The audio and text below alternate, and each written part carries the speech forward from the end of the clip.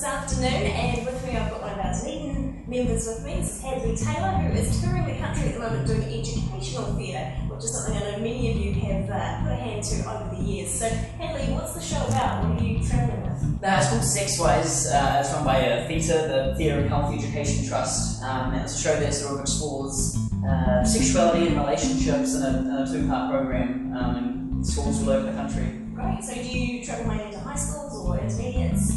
It's a program for year 9 to 13s, but the emphasis is on schools with a 1 to 6 decile, but also alternative education centres. So yeah, sort of smaller schools. Sounds good. Now, how long have you guys been on tour for? We were rehearsing in Dunedin for a month in February, and we've been on the road since March. Wow. So we go home at school holidays and we're home for Easter as well, but about 4 months on the road. And it continues for the rest of the year? No. This is the last week, so Auckland's our last stop, and we're done by Friday. So we've got sort of, out of I think maybe 70 shows, we've got about 3 to go. Awesome. Okay. Time for a break. Yeah. Something new. Yeah. Now, how many people are in your troupe, in your cast? There's 4 of us, but there's also 2 teams of 4. So there's another team who've been zigzagging around the country, and now we're both in Auckland. And then there's the team back home, it's a trust, and we've our administrative director and our administrator who sort of pull the strings back home. Sounds good. Yeah, now do you your own sort of tech stuff, or do you have someone with you? We're very, very minimal as far as things, so we're pretty self-reliant. The 4 of us do sort of our own setup and stuff, and then tech things. Because we perform in schools of all different sizes and things, one of the emphasis is being quite versatile, so as far as our space and things, so all we need is 4 chairs, and that's all we require from the school as far as things. So best touring show. Right? It all fits in the back of a Toyota Highlander, so that's our entire show in there. Sounds good. Now, when you get back to Dunedin, any plans for theatre and industry work down there, or how does it look for the rest of the year for you guys? I'm going to take a month off and do some exercising and things, and I'm in Alter Boys, the Fortune Theatre, which is on in August. So I've got 1 month between now and July when rehearsal starts to get myself boy band thin and savvy and maybe frost my tips or something. Yeah. Sounds good. Now we've got a whole lot of other equity members in Dunedin at the moment as well at the Fortune Theatre. Nathan Much, Paul Barrett, Catherine Downs, Sophie Hamilton and Ben Van Leer all rehearsing for Tribe. So if you want to catch that, it opens on the 15th this week and runs to the 13th of July as well. Now in terms of acting in Dunedin, apart from Fortune and probably a couple of other small theatres, do you guys get a lot of TVCs or a lot of screen work down there? Or? I think it's sort of increasing. We get lots of especially commercials and things that like the look of Dunedin and places around Dunedin like Oamaru and Queenstown if you go to sort of further to central Otago. So yeah, we had one last year came down from an American pharmaceutical company that likes the look of Oamaru because it looks like Portland, Oregon, and things like that. And working in Dunedin as a smaller city, how does that compare to working in Auckland as a big city or Wellington where it's kind of a bustling hub there? I mean, I don't have too much to compare it with, to be honest, because being a sort of Dunedin-based actor for, this is really... I think one of the things that I like about it, though, is that everyone knows everybody, so, once you sort of have known people and it's sort of cracked, it's easy to kind of talk to people, and everyone's very, very approachable. So I think there's that you can sort of know everybody on a first-name basis, and if you need help, if you're putting on your own work, then you know who's called to or who can help you achieve your goals. So really good network. Yeah, great sort of community, yeah. Awesome, cool. So from the rest of the country, is there anything that other equity members can do to help you guys in Dunedin as an industry around the country?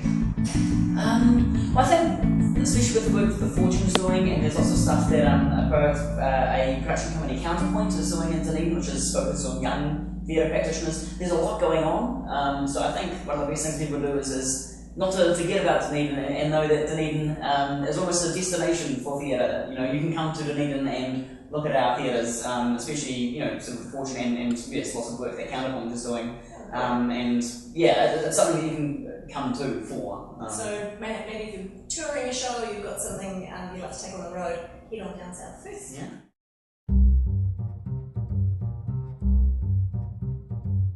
Michael, so you, as I said before, you worked in a lot of television for the United States market.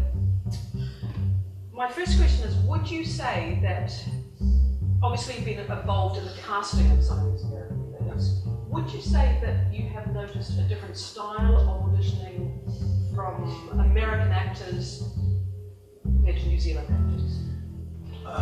Well, I mean, you know, there is a sort of relaxation that the Americans have because they appear not to worry about learning lines, so they just Yeah. get up and read the script. And So I you think- notice that actually in the audition? Well, I think in the early stages you notice that they're just reading and that there's a kind of a, you're looking for, I mean, they still go for close-ups, you know, all the things that I've seen.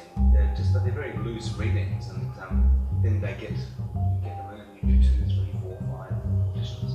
When we recast Spartacus, that was interesting because they were looking all over the world, so my experience of that was that I ended up having to direct all of the Spartacuses that stretched up. Yes, Spartacus. It was six Spartacus in the end, 6 final, you know, a couple of Australians and an English guy and 2 Americans. And so we had to then dress them up and put them through their paces in a set with all the camera gear, like the full banana, you know, we had to do all of that. And I had to do my best to get the performance out of them that the script required. So, Did they all have to work out beforehand? well, obviously, no. Liam, who got the role, was had just been playing a prisoner of war in Spielberg's Pacific, you know, the World War II and the Pacific story. So he lost weight. So he put a creative cloth around it, draped him, you know. But in the end, you know, it comes down to the performance, and I can tell you now, looking at that level of, you know, when you're working at that, when you're basically directing them as if they have the role, you know, to give them their best shot. And he was the only one that looked like that guy. The others looked like the other guy. He looked like the guy. Right. So really, that sold it. So in the end, we took a big risk and convinced the studio that we would be able to put it through a rigorous training and diet thing and help them with cameras and all of that. So all of that came into play. Have you been So in it was this- about a performance. In the end, it was about a performance. Yes. Which is kind of what it's always and about. seeing that you could change someone? You know, seeing that they could take direction. Seeing that they could carry the material, Yeah. seeing that they could actually do it and let us in, you know, let us into the moment,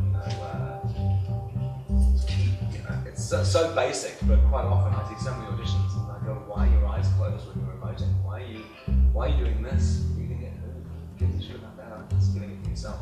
So, you know, you really need to, you know, it's really basics that I notice a lot.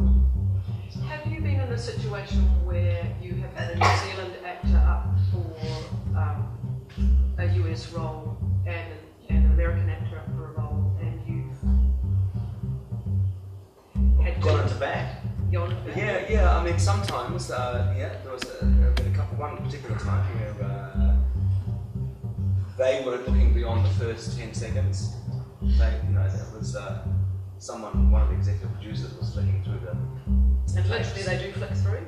Yeah, I'm afraid it's true. Yeah, that person looks right, but there was that going on, and I just said, hang on, you need to just look at the second scene, the third scene, because we recorded 3 scenes, so.